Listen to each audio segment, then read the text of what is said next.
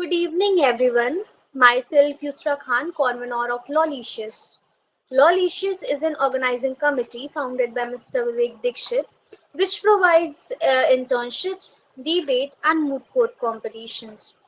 Lawlicious was established with the mindset to dwell upon the importance of legalism.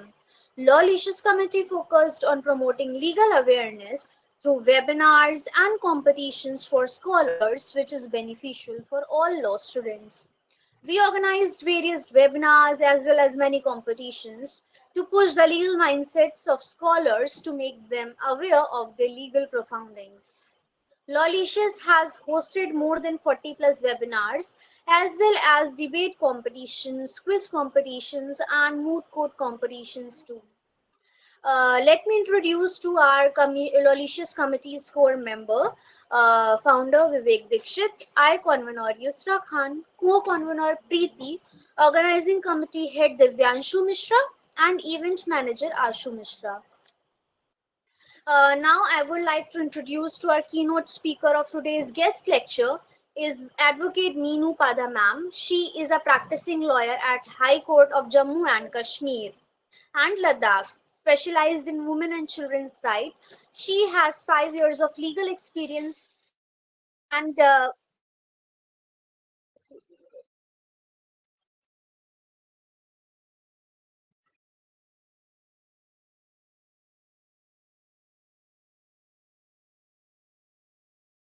sorry for the glitch, guys. I am having a bad network today. So now I would like to introduce to our keynote speaker for today's guest lecture is Advocate Meenu Pada ma'am. She is a practicing lawyer at High Court of Jammu and Kashmir and Ladakh. Specialized in women and children's rights, she has 5 years of legal experience practicing in High Court and District Court. A member of several Piyush committees, including Sri Mata Vaishno Devi University and GGM Science College. She has delivered over 100 lectures across India, raising awareness on women and children rights. Okay, with due respect, I would like to hand over the mic to Advocate Meenu Pada ma'am to continue the session forward. Hello, everyone. Thank you so much. Am I audible? Yes, ma'am. Thank you so much, dear. Thank you so much for this beautiful introduction. So, today we are going to discuss about the POSH Act, right? POSH Act के बारे में थोड़ा सा पढ़ेंगे, लेकिन मैंने जो POSH Act को डिवाइड किया है, I have divided it into 4 parts. First, we will discuss about the Vishakha guidelines, जो आपने अपने लॉ कॉलेज में पढ़ी ही होंगी. अगर आप 4th या 5th ईयर में है तो आई एम श्योर कि आपने Vishakha case, Vishakha versus state of Rajasthan करके केस जो है वो पढ़ा होगा. देन हम डिस्कस करेंगे पॉश एक्ट जो है उसकी डेफिनेशन क्या है, मतलब सेक्सुअल हरासमेंट की डेफिनेशन क्या है under the POSH act. Then key obligation of the employer, procedure for complaint, and the redressal under the earlier IPC and now the Bharatiya Nyaya Sanhita. Then procedure for complaint and redressal under the POSH Act, and last is the 10 ways to know your place, workplace is safe or not. ठीक है, so इस तरह से 4 phases में जो है we will discuss about the POSH Act, right? So पहले हम जो इंट्रोडक्शन है वो स्टार्ट करेंगे Vishakha versus state of Rajasthan case से. Vishakha guidelines, you must have heard about it. It was decided by the Supreme Court on 13th August 1997, right? It's a landmark judgment on sexual harassment. बहुत ही important case है. भामंडर करके इस पे एक movie भी आई है. I would recommend you guys to please watch it if possible. उसके वजह से आपको जो है you will able to understand कि what was the case, what was all the case was about. Facts पढ़ेंगे, what are the facts of this case. So basically a Rajasthan government female employee was brutally gang raped at her workplace. जैसे आपने सुना होगा कि anganwadi workers होते हैं, या फिर राजस्थान का केस है तो जो चाइल्ड मैरिज को रोकने के लिए जो है उन्होंने, जैसे आंगनवाड़ी वर्कर्स होते हैं वैसे ही कुछ वर्कर्स जो थे वो लगाए हुए थे गवर्नमेंट ऑफ राजस्थान ने कि वो जो जितनी भी चाइल्ड मैरिज के केसेस हैं they will look into it कि कोई चाइल्ड मैरिज जो है वो हो रही है, अगर हो रही है तो they will inform the concerned authority about the same, right? So this was a case of Rajasthan government. Female employee was brutally gang raped at her workplace. So a writ petition seeking redressal for sexual harassment at workplace was filed in the Supreme Court of India. Earlier अगर आप उसके case के बारे में थोड़ा सा पढ़ेंगे तो उस केस में कोई सुनवाई नहीं हो रही थी, कोई भी नहीं सुन रहा था। पुलिस अथॉरिटी से लेके कोर्ट तक उसको जो है जलील होना पड़ा उस लेडी को, विशाखा करके जो ये केस है भवरी देवी का। और लेकिन बाद में जो एक एनजीओ है नेमली विशाखा, उसने एक writ petition honourable Supreme Court में फाइल की एंड उस रिट पिटिशन में जो है सुप्रीम को use the opportunity to address the lacuna in law which left women workers in the country without any remedy when when sexually harassed at workplace. तो Vishakha guideline से पहले there was not any law in our country जो sexual harassment at workplace को deal करता था, क्योंकि she was a worker which was working under the Rajasthan government. तो वो जो है when she was brutally gang raped, तो उसका जब कंडीशन देखी गई तो जो सुप्रीम कोर्ट है उन्होंने कुछ बहुत ही इंपॉर्टेंट गाइडलाइंस जो हैं वो इशू की, जिसके बाद में पॉश एक्ट उसी गाइडलाइन पे बेस है बेसिकली पूरा.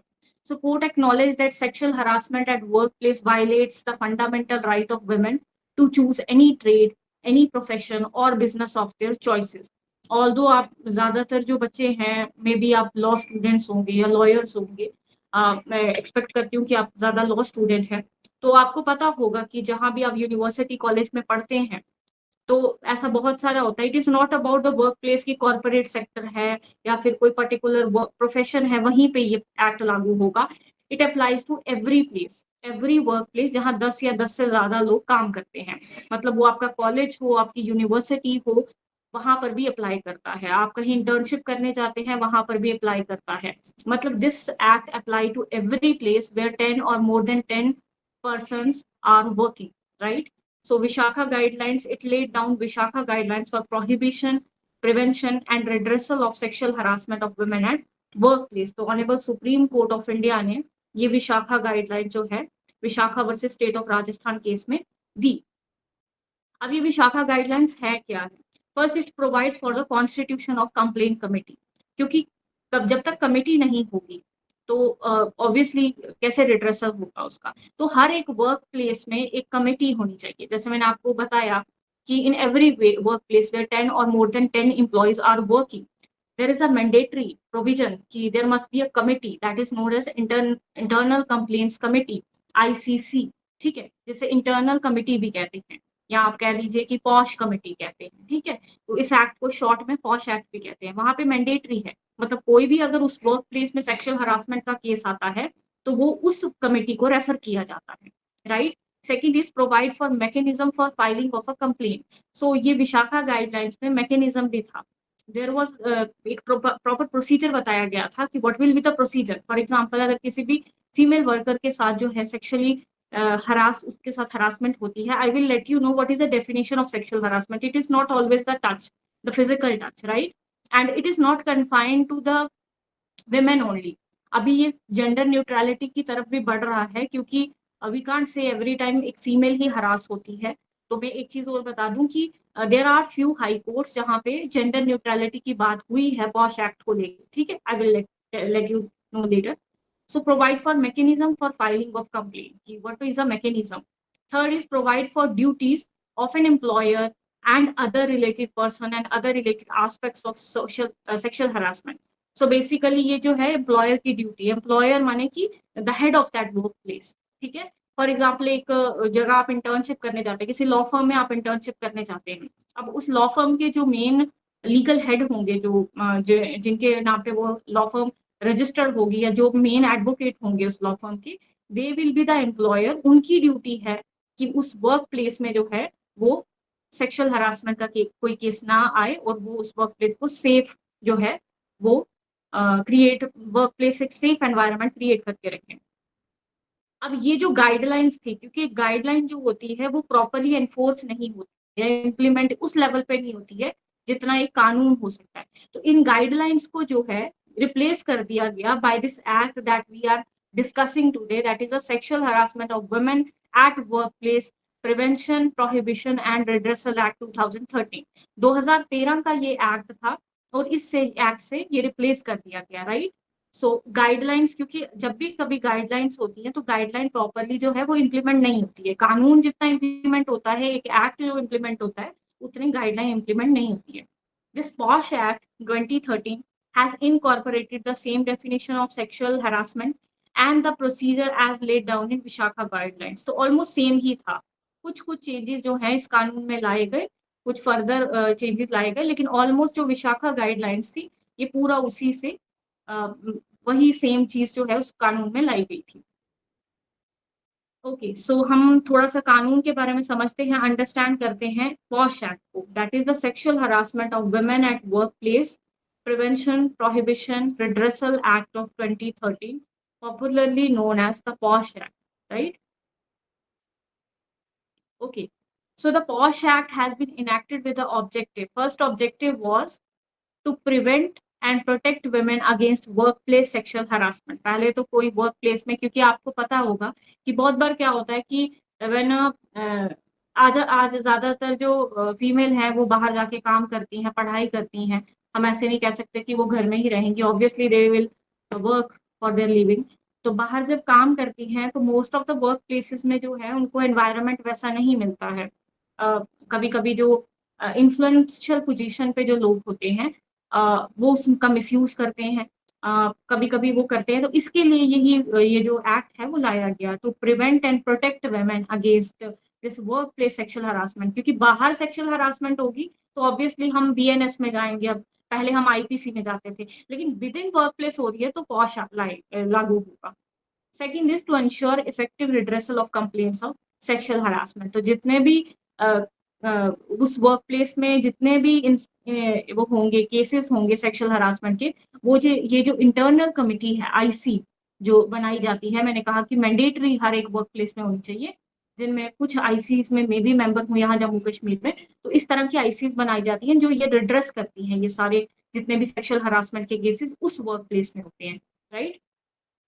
It clearly states that no woman shall be subjected to sexual harassment at any workplace. की डेफिनेशन पढ़ लेते हैं कि अब मैंने आपको बताया कि सेक्सुअल हरासमेंट होती है, लेकिन क्योंकि सेक्सुअल हरासमेंट की डेफिनेशन बहुत वाइड है, हम ये नहीं कह सकते कि every time it must be a physical touch only. मतलब जैसे फॉर एग्जांपल में हालांकि I will not disclose the identity of that person, but he was saying कि मैम मैंने इसको टच नहीं किया था। मतलब we were dealing with the case एक इंटरनल कमिटी में, और वो जो स्टूडेंट था he was a student from a college and he said ma'am मैंने तो टच ही नहीं किया, तो सेक्सुअल हरासमेंट कैसे हो गई। तो बहुत सारे लोगों को लगता है कि हमेशा फिजिकल टच ही सेक्सुअल हरासमेंट होती है। तो जो डेफिनेशन पॉश एक्ट में दी गई है, मैं आपको वो बताती हूँ कि वो क्या बोलती है। If any of the following elements is present in relation to any act और behaviour of sexual harassment, it may amount to sexual harassment at work place. First number one क्या होगा, एन इम्प्लाइड और explicit promise of preferential treatment in the employment. बहुत बार आपने देखा होगा कि ऐसा कहा जाता है कि ओके मैं तुम्हारी प्रमोशन कर दूंगा, तुम्हें इस पोजीशन पे ले आऊंगा, लेकिन तुम्हें मुझे कुछ फेवर करना पड़ेगा, राइट। लाइक हमें कहते हैं ना कि क्विड प्रो को हम अगर लीगल टर्म में बोले कि आप हमारे लिए ये करिए तो हम आपको एक अच्छी पोजीशन में जो है वो प्रमोट कर देंगे। सेकेंड इज एन इम्प्लाइड और एक्सप्लिसिट, अगेन ये इम्प्लाइड भी हो सकता है एक्सप्लिसिट भी हो सकता है, इम्प्लाइड भी इसमें कवर होता है। एन इम्प्लाइड और explicit threat of detrimental treatment in the employment.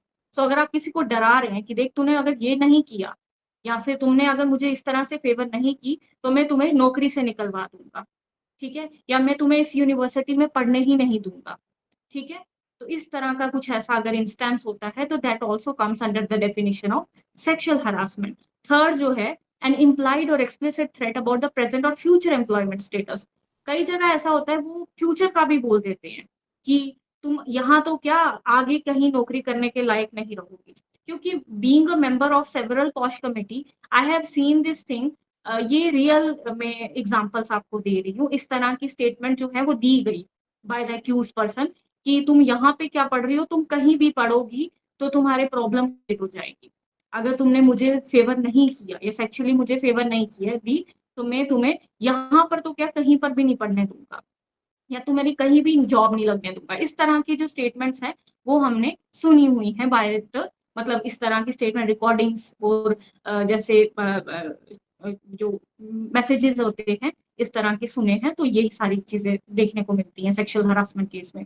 Interference with work और क्रिएटिंग एन इंटिमिडेटिंग और हॉस्टाइल एनवायरनमेंट। अब कईयों को again I will not disclose the name और डिटेल्स अबाउट द पार्टीज क्योंकि इट मस्ट बी कॉन्फिडेंशियल, लेकिन मैं आपको एक एग्जांपल के तौर पे बता सकती हूँ कि इंटिमिडेटिंग और हॉस्टाइल एनवायरनमेंट ऐसा क्रिएट कर देना कि उस इंसान को आप जो भी वो काम कर रहा है उसके काम में बार बार इंटरफेयर करना, उसके ऑफिस में या उसका अगर कैबिन है तो वहां पे घुस जाना और उसके काम में किसी तरह से आपने कोशिश करना इन्वॉल्व होने के लिए। तो दीज आर फ्यू थिंग्स जो हो सकती हैं। Humiliating treatment likely to affect health और सेफ्टी। अब आप ऐसे जोक्स कर रहे हो उसके या फिर ह्यूमिलिएट कर रहे हो उसको सबके सामने, चार उसके जो कलीग हैं या उसके फ्रेंड्स हैं उनके सामने ऐसा उसको ह्यूमिलिएट कर रहे हो कि उससे उसकी हेल्थ जो है वो डिटीरियोरेट कंडीशन हो रही है। फॉर एग्जाम्पल कुछ जो हमने ही केसेस देखे वहां पे कईयों को पैनिक अटैक्स आ गए ऑन द स्पॉट और या तो उनको फेंट हो गए या फिर एंजाइटी डिप्रेशन वगैरह की मेडिसिन लेनी पड़ी। तो ये कुछ ऐसी चीजें होती हैं जो वर्क प्लेस में आप इतना हॉस्टाइल एनवायरनमेंट क्रिएट कर देते हो तो वो इंसान छोड़ने पे वो वर्क प्लेस मजबूर हो जाता है, right? So this is a definition of sexual harassment under the POSH Act. Now the act of sexual harassment. So sexual harassment would be any or more of the following unwelcome acts or behavior directly or by implication. तो पहला होगा physical contact and advances. तो पहले तो physical contact तो है ही है, right? A demand और रिक्वेस्ट फॉर सेक्सुअल फेवर्स। तो या तो आप डिमांड कर रहे हो या तो आप रिक्वेस्ट कर रहे हो सेक्सुअल फेवर्स के लिए। अगेन वही क्विड प्रो क्वो की अगर मैं बात करूं कि आप मुझे सेक्सुअली फेवर करो मैं आपको प्रमोट कर दूंगा, राइट? या आपका ये काम करवा दूंगा इस तरह से। मेकिंग सेक्सुअली कलर्ड रिमार्क्स बाकी कलीग के सामने या बाकी स्टूडेंट्स के सामने अगर मैं बात करूं या बाकी लोगों के सामने आप जो है सेक्सुअली कलर्ड रिमार्क्स जो है वो आप उनके सामने दे रहे हो। शोइंग पोर्नोग्राफी विदाउट कंसेंट, आप उसको पोर्नोग्राफी दिखा रहे हैं या कोई ऐसा कुछ ऐसा कंटेंट दिखा रहे हो जो उसको नहीं देखना है। अनवेलकम फिजिकल वर्बल और non verbal conduct of sexual nature. ठीक है, तो अनवेलकम आप ऑब्वियसली फिजिकल चाहे वो वर्बल हो या नॉन वर्बल कंडक्ट जो है आप किसी भी तरह का जिससे दूसरा इंसान जो है वो अनकंफर्टेबल हो रहा है, तो ये सारे एक्ट ऑफ सेक्सुअल हरासमेंट है। देन कुछ सिचुएशन दूंगी आपको and I would love to listen your answers कि आप बताइए कि क्या whether this comes under the definition of sexual harassment और not, right? So let me give you a situation. Miss B, who is a junior colleague, was asked to organize an event for the training of an employee. I repeat, Miss B, who is a junior colleague, was asked to organize an event for the training of the employees. Now, Mr. A, who is a team leader, submitted his report of the training program, blaming Miss B incompetency for the failure of the event.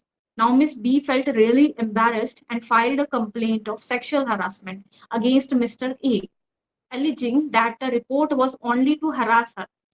Now, will the use of such harsh language be constituted as a sexual harassment because it is directed towards a junior female colleague? Yes. Whether this comes under the definition of sexual harassment or not.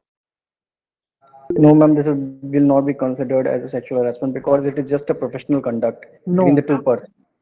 Absolutely. ये sexual harassment नहीं आएगा क्योंकि as you said, this is just a professional conduct. Maybe उसने organize नहीं किया हो उस level का, तो वो उसने professional level पे अपनी report जो है वो submit की है. This do not comes under the definition of sexual harassment. चलिए आगे बढ़ते हैं। अब वर्क प्लेस क्या होगा वो समझना बहुत जरूरी है क्योंकि कईयों को लगता है ये तो जब हम जॉब करेंगे तब जाके ये एक्ट लागू होगा। As a law student you should be aware कि ये एक्ट कहाँ कहाँ इम्प्लीमेंट होता है। तो it includes any private organisation such as this organisation. Even कि अगर मैं कहूँ कि अगर आपका वो है यहाँ पे 10 से ज्यादा एम्प्लॉय वर्क करते हैं तो this will also comes under the definition of workplace under the POSH Act. It includes any place visited, arising out of or during the course of employment. तो कोई भी प्लेस जो आप during the course of employment, for example आप किसी legal internship आपने join की किसी अच्छे चैम्बर में, अब वहां पर क्या किया कि आपको जो है उन्होंने कोर्ट विजिट के लिए लेकर गए या आप अपने लॉ कॉलेज से आपको कोर्ट विजिट्स के लिए लेके जाते होंगे, तो कोर्ट विजिट के दौरान जो है आपके साथ कोई ऐसा केस, सेक्सुअल हरासमेंट का केस हो जाता है किसी स्टूडेंट के साथ, राइट? तो वहां पे वो जो वर्क प्लेस है वही लाइबल होगा, उसी का वर्क प्लेस, वो कॉलेज जो है आपका, कॉलेज यूनिवर्सिटी, वही जो है वही वर्क प्लेस कंसिडर किया जाएगा और वही की कमिटी जो है वो आपका रिजॉल्व करेगी मैटर, ठीक है? A workplace could be any place where a working or professional relationship exists. Some of the basic examples are colleague, peers, employee, employer, team leader, team members, students, teachers, right? Again मैं एक कुछ बच्चों ने questions डाले हैं but मेरे को यहाँ पे शो नहीं हो रहे हैं, तो मैं बाद में लास्ट में आपको आंसर करूंगी। अभी फिलहाल बस ये कंप्लीट करते हैं, थोड़ा सा ही रहता है, राइट? सो सिचुएशन 2 देखते हैं। Miss B is a new employee in the organization and she shared her contact information with her colleague. Now, Mr. A, who was a member of Miss B team, and they kept trying to initiate conversation with Miss B over social networking applications and text after office hours. मतलब 12 बजे रात को message कर रहा है या फिर 11 बजे मैसेज आ रहा है। Mr. A also started cracking obscene jokes and memes to Miss B. Now, Miss B filed a complaint of sexual harassment against Mr. A. Does the conduct of Mr. A amount to sexual harassment at workplace? Yes, ma'am. Absolutely. बिल्कुल बिल्कुल बिल्कुल, yes. Perfect perfect. It means कि आपको समझ आ गया है कि sexual harassment eight workplace कौन सा कंडक्ट होता है। ऑब्वियसली मैंने कहा कि आप मीम्स शेयर कर रहे हो, आजकल सोशल मीडिया में आप मीम ही शेयर कर रहे हो और उसने सीन कर दिया उन्होंने, तो अगर उनको वो अनकंफर्टेबल फील होता है एंड इट वाज अनवेलकम, तो you can book under sexual harassment act. So make sure कि इस तरह की इंस्टेंसेस ना हो। फिर बाद में जैसे मैंने आपको बताया कि कुछ लोग जो हैं वो कहते हैं कि फिजिकल टच तो नहीं किया, ये तो सिर्फ एक मीम शेयर किया था, बट अगर वो ऑब्सीन होगा तो it may comes under the definition of sexual harassment. अब ऑब्लिगेशन एम्प्लॉयर की और रिड्रेसल मैकेनिज्म क्या है, थोड़ा शॉर्ट में करते हैं ताकि फिर मैं आपके क्वेश्चंस जो है वो भी सुन सकूं। की ऑब्लिगेशन एम्प्लॉयर की होती है, पहला तो जेंडर सेंसिटिविटी वर्क प्लेस में लाना। और एक चीज मैं और बता दूं, हालांकि पॉश एक्ट में वेमेन वर्ड यूज हुआ है, बट कुछ कोर्ट्स ने अभी तक by the honourable Supreme court ऐसा कोई फेवरेबल जजमेंट नहीं आया है कि ये पूरी तरह से जेंडर न्यूट्रल हो गया है, लेकिन हाँ विमेन्स भी विमेन के साथ सेक्सुअल हरासमेंट कर सकती है, ठीक है? तो a women can be victim, a women can be accused as well, ठीक है? और आई होप कि ये पॉश एक्ट जो है फ्यूचर में जो है वो इसमें man irrespective of any gender ये जेंडर न्यूट्रल हो जाए। Promote a gender sensitivity at workplace, remove the factor creating a hostile working environment, ये ऑब्लिगेशन है एम्प्लॉयर की। Providing a safe working environment, formulate and widely disseminate an internal policy for prohibition, prevention, and redressal of sexual harassment at workplace, display conspicuously at the workplace, and the penal consequences of indulging in acts that may constitute sexual harassment। तो आपने देखा होगा, आपकी जिस भी college से आप belong करते हैं, जिस भी कॉलेज में पढ़ते हैं या आप स्कूल में पढ़े हैं, आपने देखा होगा बोर्ड्स लगे होते हैं sexual harassment at work place को लेके, कमेटी के बारे में बताया होगा। तो ये आपने नोटिस किया होगा, ये हर एक वर्क प्लेस पे होता है, चाहे आपकी यूनिवर्सिटी है, आपका कॉलेज है, आपका कोचिंग सेंटर है, आप कहीं लीगल फॉर्म में जाते हो, हर जगह ये अप्लाई होता है, ठीक है? तो वो डिस्प्ले वगैरह लगाए होते हैं उन्होंने कि ये मेंबर है कमेटी के, अगर आपके साथ कोई भी सेक्सुअल हरासमेंट का केस होता है तो आप लोग इन नंबर्स पे कांटेक्ट कर सकते हो, ठीक है? Declare the names and contact details of all members of internal committee. तो ये इस तरह के डिस्प्ले बोर्ड्स उन्होंने लगाए होते हैं वर्क प्लेस में। अब की ऑब्लिगेशन एम्प्लॉयर की क्या होती है, वर्कशॉप, ये अवेयरनेस, इस तरह के अवेयरनेस प्रोग्राम्स में मुझे यहाँ जम्मू कश्मीर में बुलाया जाता है और भी कुछ स्टेट्स में मैं गई हूँ, क्योंकि उनकी ऑब्लिगेशन होती है कि इस तरह के जो अवेयरनेस प्रोग्राम है वो वर्कशॉप कंडक्ट करते रहेंगे time to time. Provide assistance to the women if she choose to file a complaint. अब जब फॉर एग्जाम्पल यहाँ तो आप पढ़े लिखे हैं, अब जहाँ पे अनपढ़ कोई महिला होगी, कोई लेडी होगी, कोई सपोज करते हैं एक मेड है, तो मेड को तो नहीं पता होगा कि मुझे कहाँ कंप्लेन करनी, किसके पास जाना है, कैसे जाना है। तो उसके लिए हर एक डिस्ट्रिक्ट में एक लोकल कमेटी बनाई जाती है, जिसके जो डिस्ट्रिक्ट डिप्टी कमिश्नर जो होते हैं, डीसी होते हैं, वो उस कमेटी के हेड होते हैं, ठीक है? फॉर एग्जाम्पल मैं यहाँ जम्मू कश्मीर के जम्मू डिस्ट्रिक्ट में हूँ अभी, तो यहाँ के जो डीसी होंगे वो उस लोकल कमेटी के हेड होंगे। और जो भी वर्किंग वुमेन है, जैसे मेड हो गई या फिर सफाई कर्मचारी हो गई, जो एक पर्टिकुलर वर्क प्लेस में काम नहीं करती, वो उस लोकल कमेटी में जाके डीसी ऑफिस में जाके कंप्लेन फाइल कर सकती है। ठीक है, क्योंकि जैसे आपके घर में अगर कोई सफाई करने आती है, तो आपका घर तो वर्क प्लेस नहीं है, तो उस लेडी के लिए क्या प्रोविजन है, तो उसी लेडी के लिए लोकल कमेटी फॉर्म की गई है इस तरह की वुमेन के लिए। ठीक है, provide assistance to the women if she choose to file a complaint. तो जो आईसी होती है, being a member of IC, हम उनको असिस्ट करते हैं कि आप इस तरह से हमें लिख कर दीजिए। अगर लिखना नहीं आता है तो कोई लिखेगा और उनको पढ़कर बताएगा कि आप यही बोल देना चाहती हैं कमेटी को, तो जो भी असिस्टेंस है उनको दी जाती है। Treat sexual harassment as a misconduct under the service rule and initiate action for misconduct. Usually sexual harassment का for example केस जो है वो साबित हो गया कि नहीं, ये जो पर्सन है इन्होंने सेक्सुअल हरासमेंट इस लेडी के साथ की थी। ऐसे केसेस में क्या होता है कि उन पे मिसकंडक्ट के तहत जो है एक्शन लिया जाता है, या तो उनको सस्पेंशन हो जाती है, उसको सस्पेंड कर दिया जाएगा उस एक्यूज पर्सन को, या तो उनको फाइन इम्पोज किया जाएगा, या उनको उन पे डिसिप्लिनरी एक्शन जो भी है एज पर सर्विस रूल वो लिया जाएगा। फॉर एग्जांपल यूनिवर्सिटीज को कौन सी जो है बॉडी है वो करती है, रेगुलेट करती है, अगर मैं आप लोगों से पूछूं यूनिवर्सिटीज को ऑल ओवर इंडिया कौन सी बॉडी रेगुलेट करती है? UGC, absolutely. RMN, yes, UGC regulate करती है। तो यूजीसी जो है एज पर यूजीसी गाइडलाइन पे एक्शन लिया जाएगा अगर वो यूनिवर्सिटी के अंदर होगी।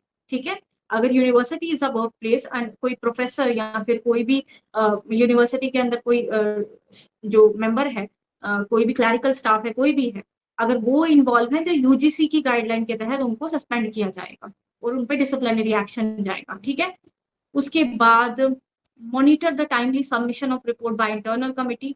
अब इंटरनल कमेटी को हर साल एक रिपोर्ट भी सबमिट करनी होती है ministry of women and child development को। ठीक है, कि हमारे पास इतने केस आए, इतने हमने रिजॉल्व किए, इतने मीडिएशन के थ्रू खत्म हुए, नेगोशिएट कर लिया पार्टीज ने, इस तरह से। ओके,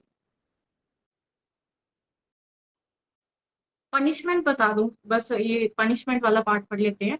तो पनिशमेंट जो पॉश में प्रिस्क्राइब की गई है वो सर्विस रूल के तहत होती है। जैसे हर एक वर्क प्लेस का अपना सर्विस रूल होते हैं, उसके तहत, जैसे मैंने यूजीसी का एग्जांपल दिया, हर एक यूनिवर्सिटी यूजीसी के तहत रेगुलेट होती है, तो यूजीसी के जो सर्विस रूल होंगे उनके तहत डिसिप्लिनरी एक्शन लिया जाएगा। Punishment like with holding of promotion, अगर कोई इंसान है वो प्रमोट होने वाला है, उसकी प्रमोशन विद होल्ड हो जाएगी, विद हेल्प कर देंगे, इंक्रीमेंट वगैरह रोक देंगे। Committee can also decide to terminate the employment. ठीक है, punishment could also be deduction of compensation payable to the aggrieved women by the wages of the respondent। तो ये चीजें मैंने खुद की हैं as a member of the committee. We have decided कि इनकी जो सैलरी है इससे इतने पैसे काट के अग्रीव्ड वुमेन को कॉम्पनसेशन दी जाए। ठीक है, in case if the false or malicious complaint has been filed, the committee can take disciplinary action against them। तो अगर ये जैसे बहुत सारा होता है कि कुछ लोग अपने पर्सनल ग्रजेस को रिजॉल्व करने के लिए क्या करते हैं, फेक केसेस फाइल कर देती हैं कुछ लेडीज, ऐसे केसेस के लिए भी इस पॉश एक्ट में जगह है, उन पे डिसिप्लिनरी एक्शन लिया जाएगा। एक रिटर्न अपॉलॉजी, उनकी टर्मिनेशन, उनके इंक्रीमेंट रोक देने, या फिर उनकी प्रमोशन रोक देनी, या उनको पेनल्टी इम्पोज करनी, फाइन इम्पोज करना, ये सारी उन पे भी हो सकती है। अगर ये पता चला कि ये जस्ट एक अपने स्कोर सेटल करने के लिए इन्होंने मैलिशियस कंप्लेंट फाइल कर दी थी, और दूसरा जो पर्सन है वो उन पे डिफेमेशन का सूट भी फाइल कर सकता है, civil defamation as well as criminal defamation. और आईपीसी में जो है वो खैर आईपीसी तो नहीं, अभी बीएनएस है, उसमें जैसे है तो वो पहले जैसे आउटरेजिंग द मोडेसिटी ऑफ वुमेन, अब तो खैर बीएनएस में चैप्टर 5 जो है वो कंप्लीटली क्राइम अगेंस्ट वुमेन और चिल्ड्रन को लेके है, तो वो सारे जितने भी थे आउटरेजिंग द मोडेसिटी ऑफ वुमेन, मतलब एफआईआर रजिस्टर्ड हो सकती है इस केस में। अगर लेडी चाहे तो वो सीधे पुलिस स्टेशन जाके एफआईआर भी रजिस्टर्ड करा सकती है अगर जो है सेक्सुअल हरासमेंट का केस बन रहा है। So I think yes, yes, एक और डिस्कस कर लेती हूँ, आप मुझे बताएं, shall like continue for 5 more minutes? Okay, perfect, thank you. Okay, complaint ऐसी है कि हु कैन फाइल कंप्लेंट। अब कभी कभी होता है अग्रीव्ड वुमेन जो होती है वो रेडी नहीं होती है। ठीक है Rohit ji, thank you. So who can file? The aggrieved woman may make the complaint in writing to the concerned committee.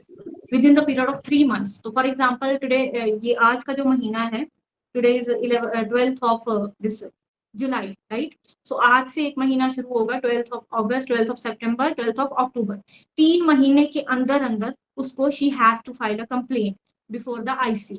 अगर सपोज 4 महीने भी हो जाते हैं और उसका जो डिले है वो कंडोन हो सकता है अगर वो रीजनेबल उसमें वो दे दे कि देखिए मैंने डिले किया लेकिन इस वजह से किया, ठीक है, तो अगर एक रीजनेबल ग्राउंड दे दे तो डिले भी कंडोन हो जाता है. In case the aggrieved woman is not able to make the complaint herself due to physical incapacity, any of the following may file a complaint. अब बहुत बार होता है कि जो लेडी है she is not able to file the complaint because of physical incapacity, ठीक है, तो उसके रिलेटिव, उसके फ्रेंड, उसके को वर्कर को an office of the national commission for women जो न्यू दिल्ली में है, state women commission, mostly states में अपना खुद का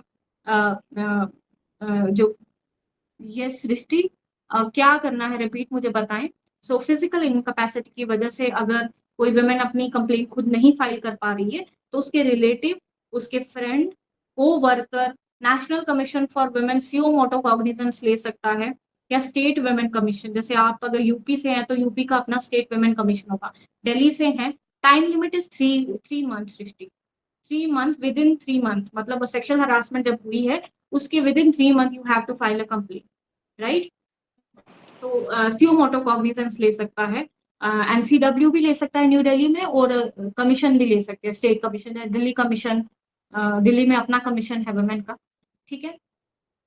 any person who has a knowledge of the incident with the written consent of the aggrieved women. तो for example कोई जो लेडी है वो नहीं भी आगे प्रोसीड करना चाहती, जैसे मैंने आपको भंवरी देवी के केस की बात बताई, आप भवंडर मूवी प्लीज देखिएगा, हालांकि वो पुरानी मूवी है but you will able to understand the situation of a women.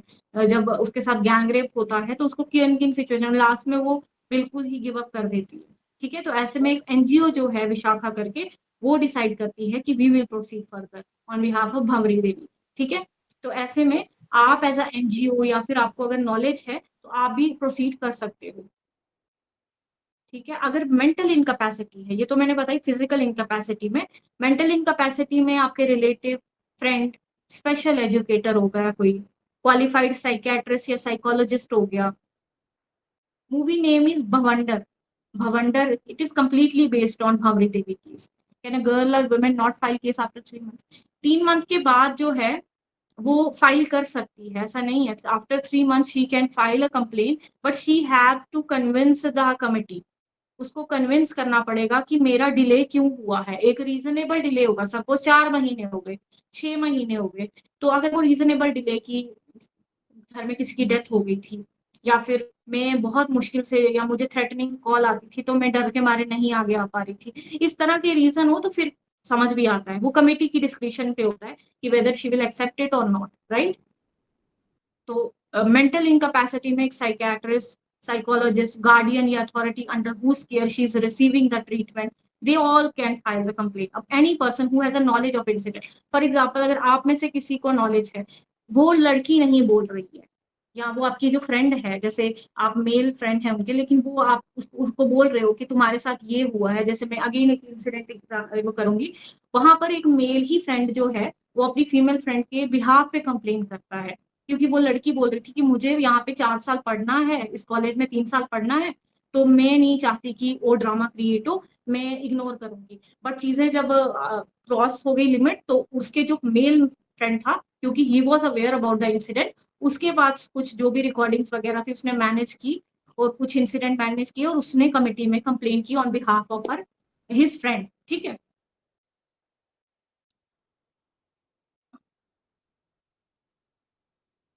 Okay, so that's all about this the procedure. Yes, एक छोटा सा प्रोसीजर बता दूं. पहले आप कमेटी के पास कंप्लेंट लेके जाएंगे, with in 3 months internal committee के पास या लोकल कमेटी के पास वो कैंसिलिएशन कराते हैं. पहले ना सपोज करते हैं जस्ट आपको किसी ने कुछ एक कॉलेज का ही केस है, वहाँ विसल किया था और उसने कुछ ऐसा इनअप्रोप्रिएट से वर्ड यूज किए थे, तो कुछ ग्रुप ऑफ जो स्टूडेंट्स थे, लड़के थे, उन्होंने विसल किया तो वो कंसिलिएशन में चला गया. लड़की ने कहा कि मुझे रिटर्न अपॉलॉजी दे दो, मैं प्रोसीड आगे नहीं करूंगी. तो जहां पे मैटर कंसिलिएशन, लेकिन you can not pressurise the aggrieved women की नहीं यू शुड कंसिलिएट, आप कंसिलिएट करो, you can just tell her कि this is a provision under POSH act, अगर आप चाहो तो कंसिलिएशन। तो लड़की ने कहा मुझे अगर ये लोग रिटर्न अपॉलॉजी दे देते हैं तो मैं कंसिलिएशन के लिए रेडी हूँ, ठीक है। तो कंसिलिएशन भी एक प्रोसीजर है। अगर कंसिलिएशन नहीं होती है तो इंक्वायरी होती है। इंक्वायरी में जो है या तो एक्शन फॉर मिसकंडक्ट होगा। मैं आपके क्वेश्चन लेती हूँ बेटा, एक सेकंड, ये सारे डिसअपेयर हो रही है। अच्छा, इंक्वायरी जो आईसी इंटरनल कमेटी बनी होती है उसके पास 3 महीने का टाइम होता है कमेटी को पूरा वो करने का, इंक्वायरी करने का। तो इनके पास सिविल कोर्ट की पावर होती है, जो कमेटी होती है इसके पास सिविल कोर्ट की पावर होती है और सीपीसी फॉलो होता है इसमें। मिसकंडक्ट का एक्शन होगा, या तो कोई एम्प्लॉयर एक्शन नहीं लेगा या उसको मेलिशियस या फॉल्स कंप्लेंट फाइल करने के लिए लेडी को जो है उस पर एक्शन लिया जाएगा, ठीक है। अब इसमें क्या होता है, एक पार्टी जिसके फेवर में नहीं आता है केस वो हाई कोर्ट में अपील कर देती है, ठीक है। तो आईसीएमसी से के अगर उससे नहीं आप खुश हो तो आप हाई कोर्ट में डायरेक्टली अपने हाई कोर्ट में उस ऑर्डर को चैलेंज कर सकते हो, ठीक है। So this is all about the POSH act. अब आप लोग मुझसे अगर कोई क्वेश्चन है तो पूछ सकते हैं। यस।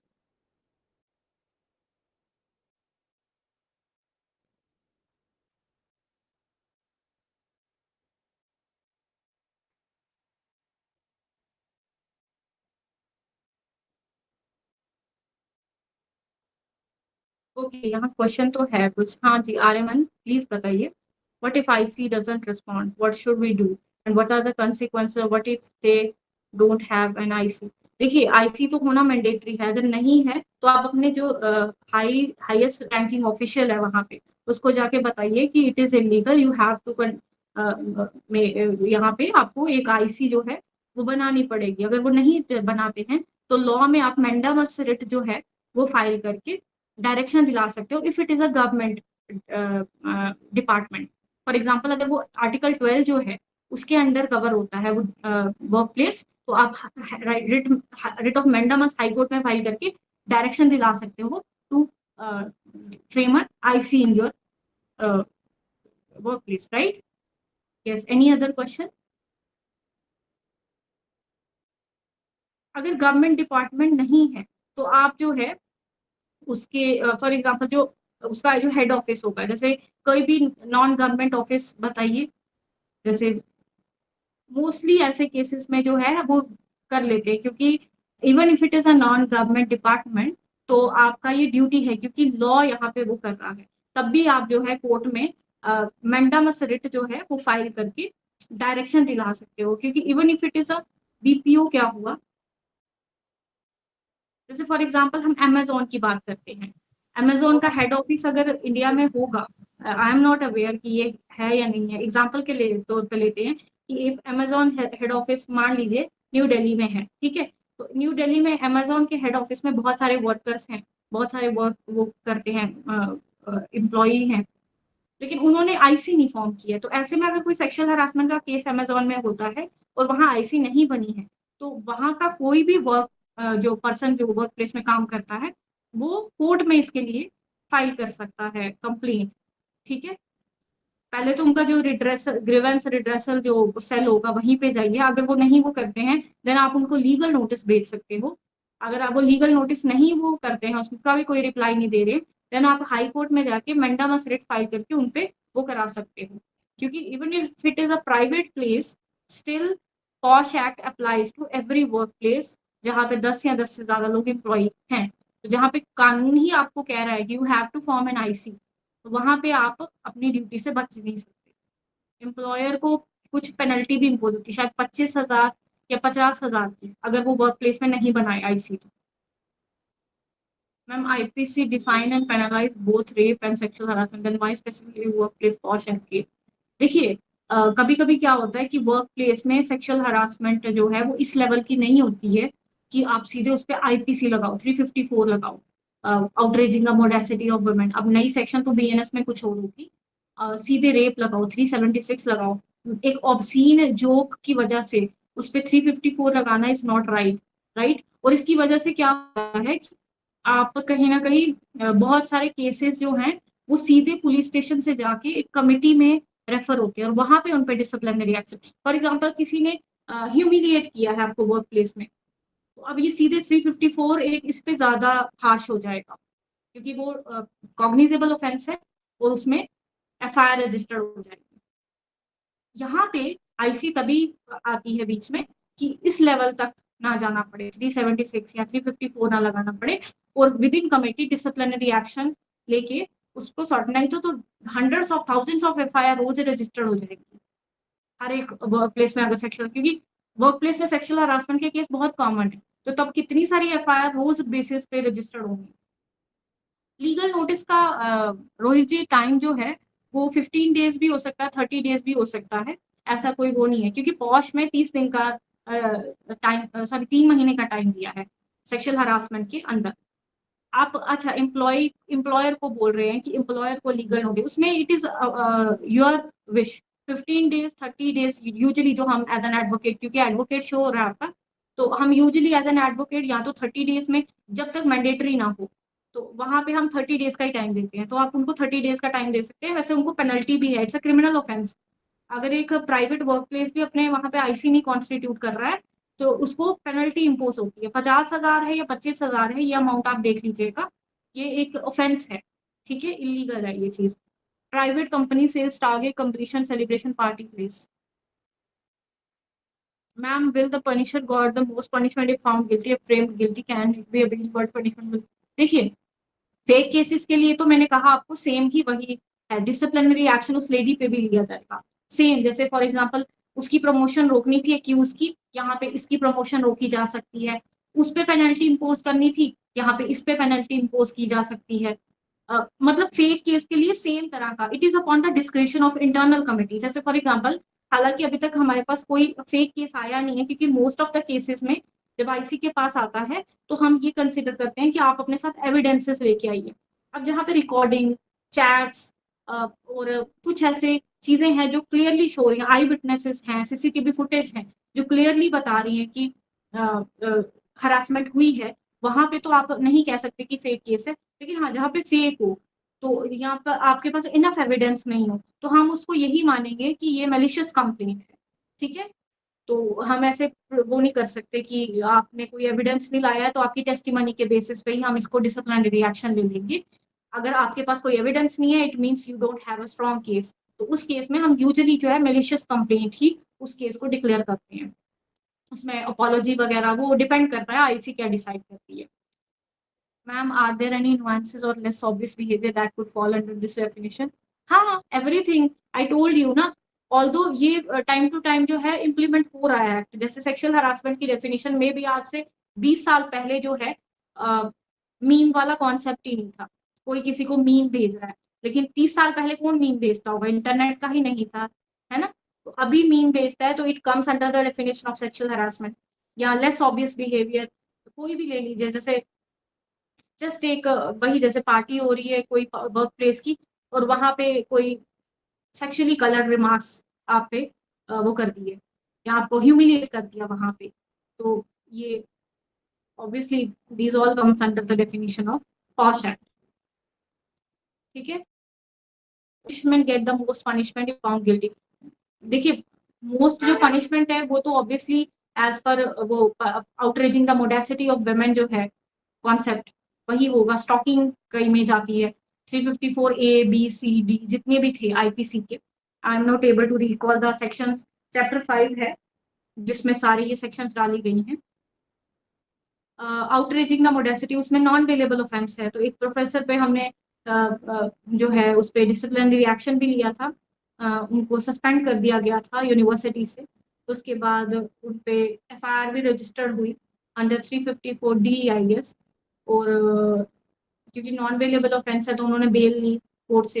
हाई कोर्ट में अभी आईसी का जो ऑर्डर है वो चैलेंज किया है, इंक्वायरी जो हमारी कंप्लीट हुई थी उस चीज़ को चैलेंज किया है।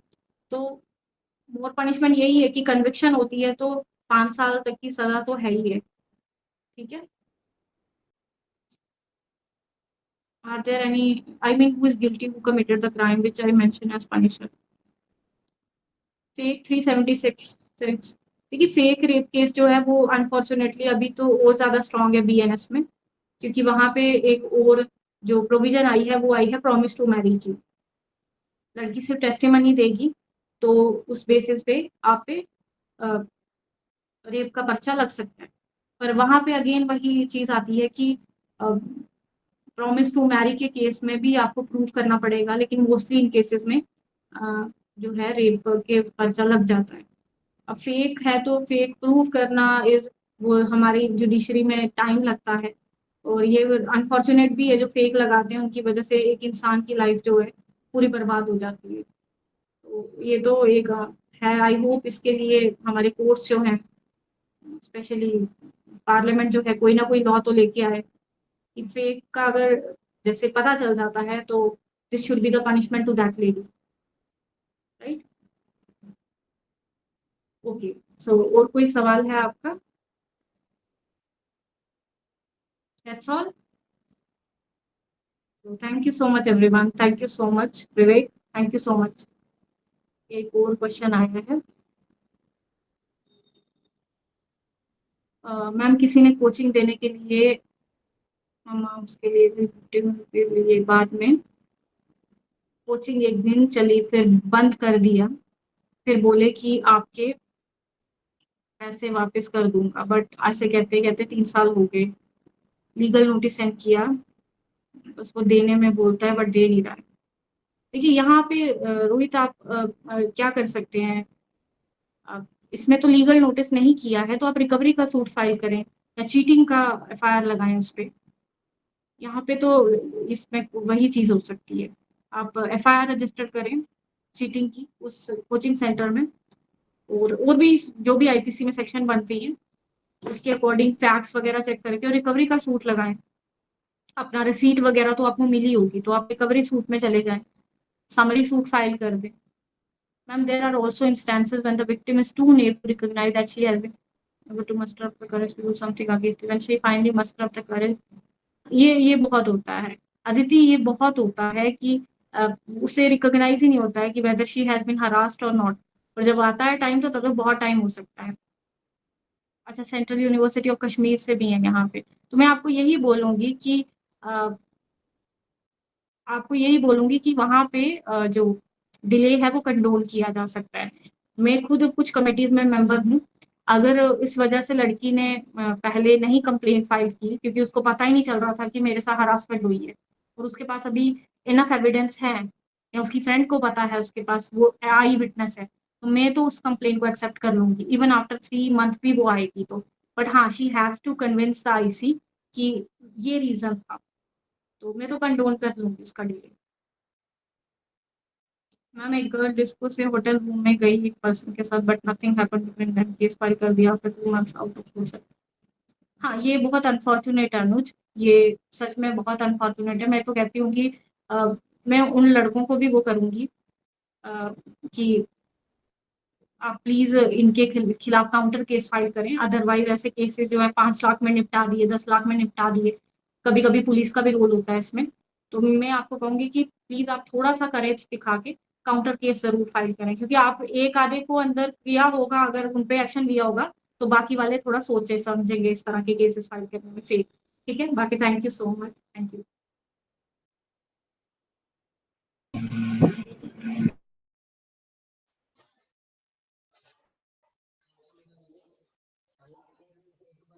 अवसर मिल पाया आपका।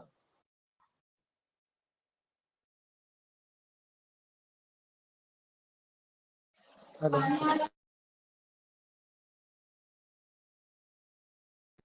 सो विवेक मैं लीव कर सकती हूँ?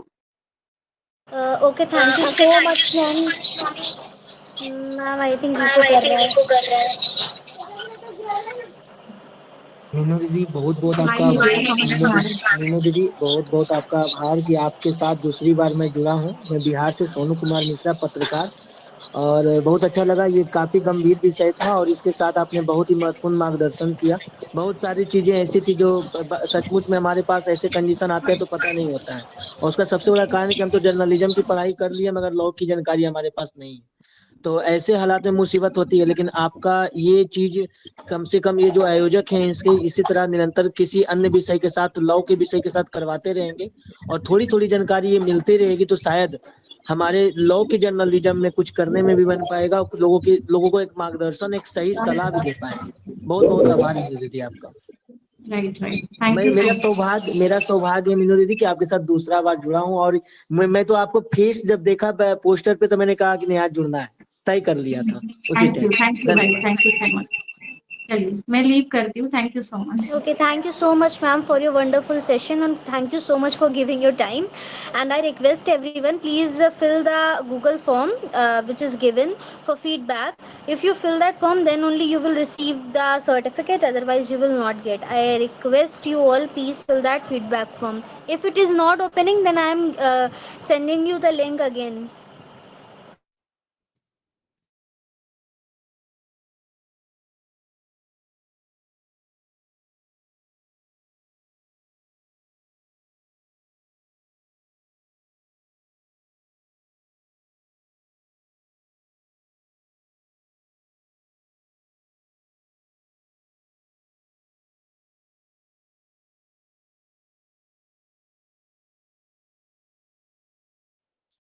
उषा जी वो एक्सेस मांग रहा है, वो खुद